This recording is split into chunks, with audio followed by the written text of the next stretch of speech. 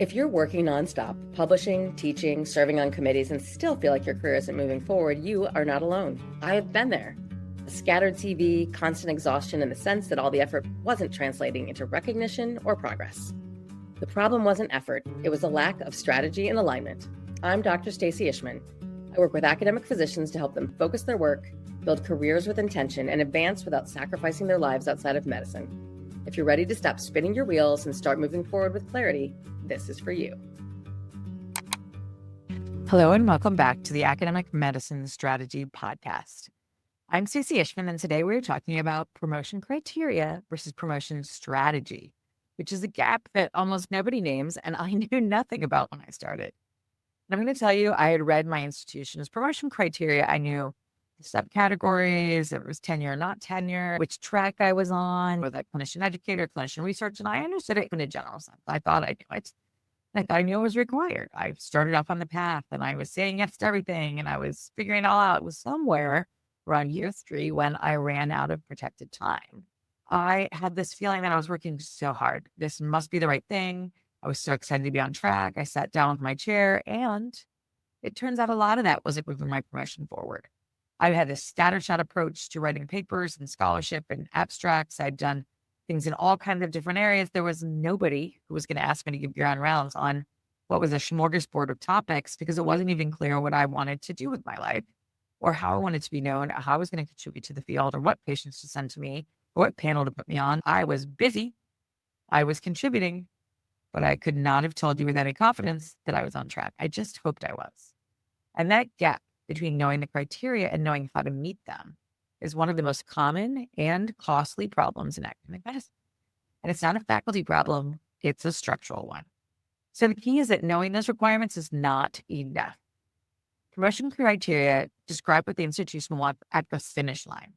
They don't tell you how to get there or what specific clinical load you should be thinking about or how your research should tell a story or what institutional demands will get there or even what national reputation means. And so this is one of the first things that I ask departments when I start doing departmental coaching. We have an faculty excellence and retention initiative called the FAIRY program.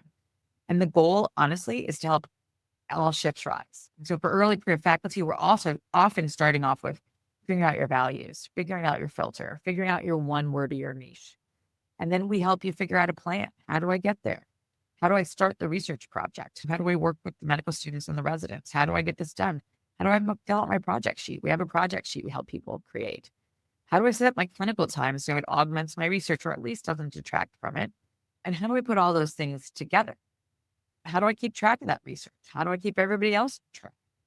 And so these are the things we talk about, but that translation is important. I talk to every institution and I say, what is the requirement for you to get to full professor? Some places it's a regional reputation. Some places it's service-based. Some places it is a national reputation. That may be at the associate level or the full professor. It is important to know those things up front.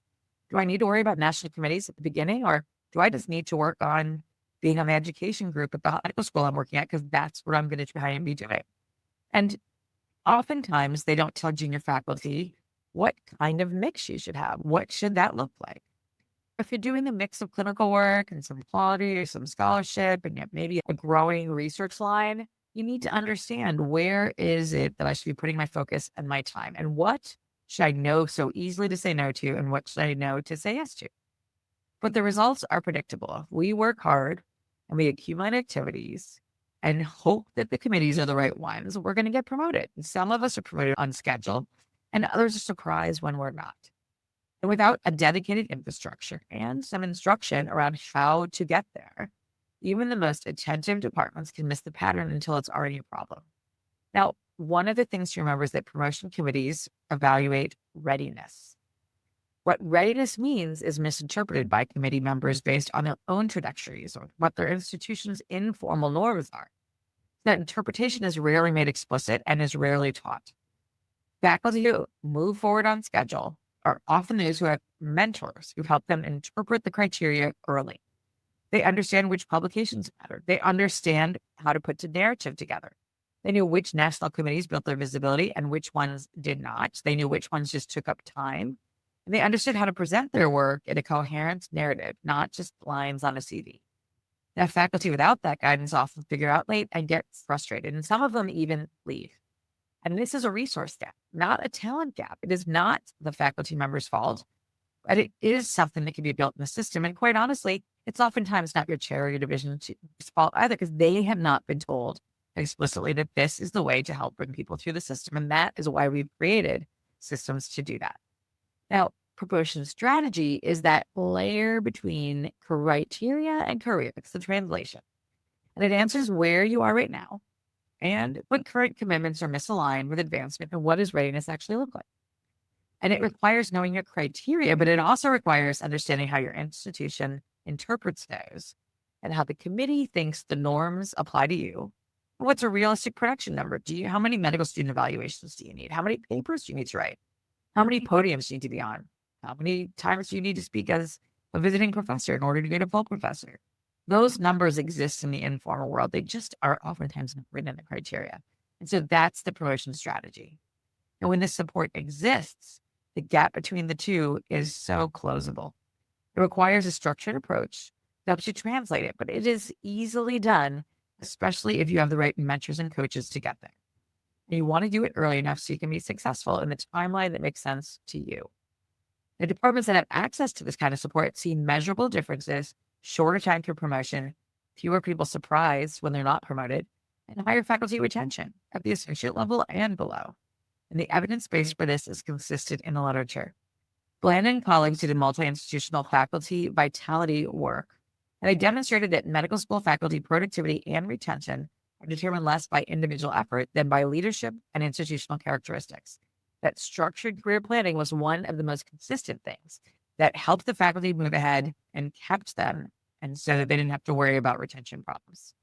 There are also national career development programs, such as those of the AAMC, where they looked at 3,268 women faculty and they matched them to 17,000 plus women and 40,000 plus men, and found that the participants were significantly less likely to leave academic medicine for up to 8 years after appointment as assistant or associate professor. So just getting promoted was something that kept us in the system and less likely to leave. So what I want you to do this week is pull your promotion criteria. And if you are senior faculty, pull this and help your mentees and your junior faculty have the structure they need to move forward. And read it not as a checklist, but as a design problem. What would a department need to give faculty to meet these requirements? And then if you're a junior person, ask your mentor or a member of your department's promotion committee one direct question. What do you think is the most common reason faculty miss their promotion? And then I want you to list your 3 highest leverage activities, or if you're a division director or chair, I want you to go back to all of the people in your division, especially those who you think maybe aren't at the top of the list of credibility in terms of how they're going to look on paper, and figure out the 3 highest leverage activities so they move their way up on that list. That's the work that's going to most directly build their promotion case. And estimate the percentage of their week where they're actually doing it. Have them do a time audit. Have them work with a coach. Have them figure it out. And then identify at least one commitment that's going to consume time without contributing to the promotion criteria and say no. It may not be no forever, but it should probably be a no for now, because you want to replace it with something that's going to help you move ahead. I hope this was helpful, and I hope that this is going to help you understand that gap between promotion criteria and promotion strategy. If you want to hear more tips and tricks like this, or if your department has promotion criteria but no promotion strategy or infrastructure, look at our Faculty Excellence and Retention Initiative, or a FAIR program, which is on our website at academicmedicinestrategygroup.com or amedsg.com. We also have one-on-one coaching if you need help, or a Kickstarter course that will give you all the information. Thank you so much for joining me. I look forward to seeing you next week. Please share this with somebody who could benefit from this information, and I hope to see you soon.